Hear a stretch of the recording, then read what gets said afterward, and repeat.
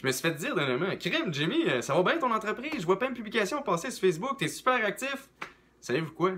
La perception que les gens ont de votre entreprise provient premièrement d'une présence.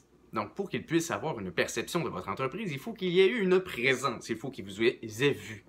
Par contre, j'ai fait le test. Si vous êtes actif dans la vie, au niveau de réseaux sociaux, vous faites des publications et que vous arrêtez pendant X nombre de mois, X nombre de temps de faire des publications, ce qui va se passer indéniablement au niveau du cerveau sans être nécessairement conscient, c'est que la perception de la personne, quand elle va revoir une publication éventuellement plus tard, ça va faire « Ah, mais ils ont peut-être eu un coup dur » ou bien « il s'est passé quelque chose ».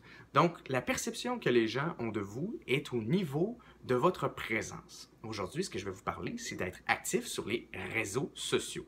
Donc, pas être actif au niveau physique, même si c'est important, mais vraiment actif au niveau des réseaux sociaux. Et le mot d'ordre du jour, c'est qualité. Donc, pourquoi? Ne pas sous-estimer le contenu que vous partagez. Premièrement, si vous avez à repartager un article, assurez-vous de l'avoir lu. Savez-vous c'est quoi les pourcentages de non lus sur les articles qui ont été partagés? C'est plus de 60% des gens qui partagent du contenu qui ne l'ont pas lu.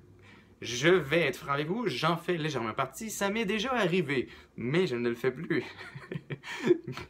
Tout ça pour vous dire que ne sous-estimez pas votre clientèle, car il y a au moins quand même 40% des gens qui vont lire le contenu que vous allez partager. Et si ce n'est pas du contenu de qualité, eh bien votre clientèle potentielle va tout simplement s'en aller.